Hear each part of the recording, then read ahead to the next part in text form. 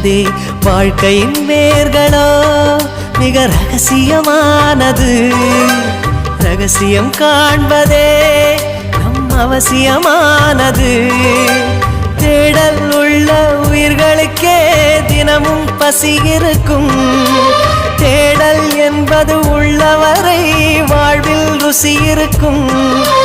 பாடல் போல தேடல் கூட ஒரு சுகமே. இசை பாடி வரும் இளம் காற்றுக்கு உருவமில்லை. காற்றலை இல்லை என்றால் ஒரு பாட்டொலி கேட்பதில்லை.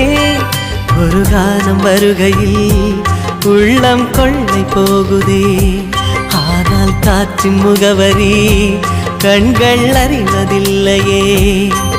இந்த வாழ்க்கையே ஒரு தேடல் தான். அதை தேடி தேடி தேடும் மனது தொலைகிறதே.